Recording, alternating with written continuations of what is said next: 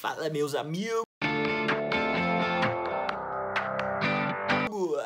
Eu estou aqui gravando esse vídeo pra você porque eu tive a brilhante ideia ontem de colocar algumas perguntas no meu Instagram apenas para promover uma reflexão nas pessoas. Mas algumas pessoas acabaram me pedindo para responder algumas das perguntas. E apesar de não ser a minha intenção inicial, eu decidi que seria legal fazer esse vídeo aqui respondendo algumas delas.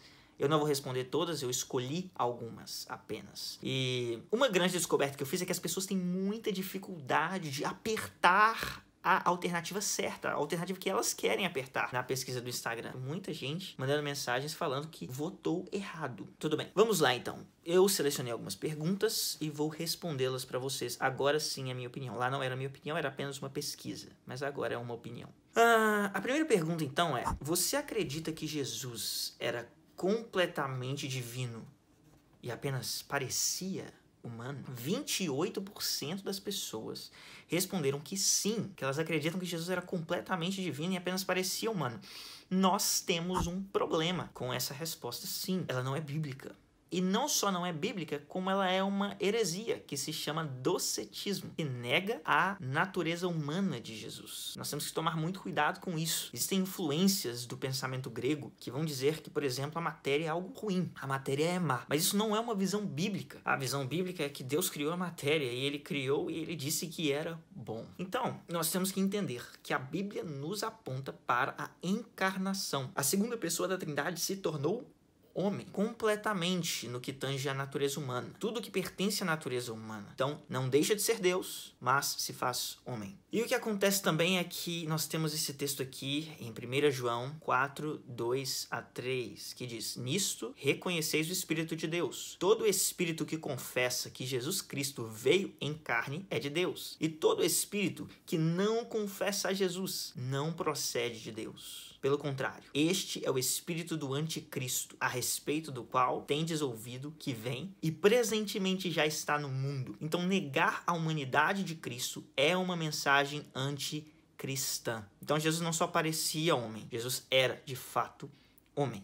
A segunda pessoa da Trindade encarnou. Eu não posso ficar horas em cada pergunta, então eu vou passar para a próxima. Você acredita que Jesus nasceu sabendo que era Deus? 75% das pessoas disseram que sim, que elas acreditam que Jesus nasceu sabendo que era Deus. Eu até entendo a boa intenção dessas 75%, mas eu vou ter que discordar delas. Jesus não nasceu sabendo que era Deus. Isso não é um problema para a divindade de Jesus, de forma nenhuma. Pense o seguinte: você que respondeu sim, você acredita que a segunda pessoa da Trindade sabia falar? Eu creio que sim, né? Ele é Deus, ele sabe falar. E ele encarna. A segunda pessoa encarna. Você imagina que o bebezinho saiu lá do útero de Maria falando? Eu acho que você nunca imaginou que foi dessa forma. Eu acho que você entende que Jesus aprendeu a falar, certo? Isso significa que quando a segunda pessoa da Trindade assume a natureza humana, se torna homem, ele passa pelos processos de desenvolvimento humanos, de desenvolvimento do homem. O bebezinho não nasceu andando, o bebezinho não nasceu falando, e o bebezinho não nasceu com recursos intelectuais e linguísticos para pensar sobre a própria identidade. Isso significa que, no passar do tempo, ele foi aprendendo. A Bíblia nos diz em Lucas 2,52: e crescia Jesus em sabedoria, estatura e em graça diante de Deus e dos homens. Isso significa que quando a segunda pessoa assume a natureza humana, ele passa pelos processos de desenvolvimento naturais. Isso significa também que Jesus não nasce sabendo que era Deus, no sentido de ter recursos linguísticos e cognitivos para pensar sobre si mesmo como sendo Deus. É claro que o Espírito Santo ministrava a máxima potencialidade do saber à medida que aquele indivíduo se desenvolvia e crescia.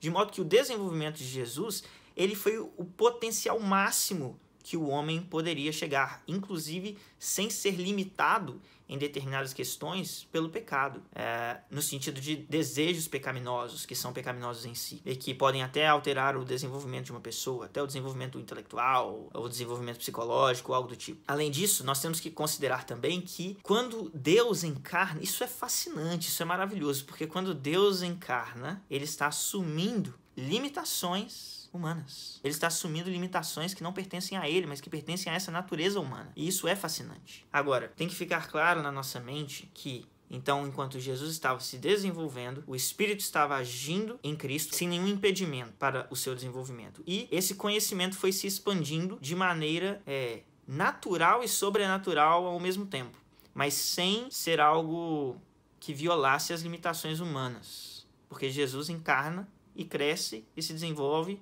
como homem. A próxima pergunta é: você acredita que Deus aceita a adoração de todas as religiões? Apenas 10% das pessoas responderam que sim, que elas acreditam. Eu vou ter que discordar desses 10%, porque não é nem coerente pensar dessa maneira. É claro que existe dentro da nossa sociedade hoje uma lógica que o amor, por exemplo, ele é algo que tem que aprovar todas as coisas. Então a pessoa pode pensar assim: ah, Deus ama todo mundo, Deus é amor, então Deus vai aceitar toda adoração. Mas você já pensou sobre as religiões, por exemplo, que elas fazem sacrifícios humanos? Ou que tem práticas que são práticas imorais, até mesmo práticas pedofílicas, por exemplo. Você já imaginou essas religiões? Você acha que Deus aceita a adoração de todas as religiões?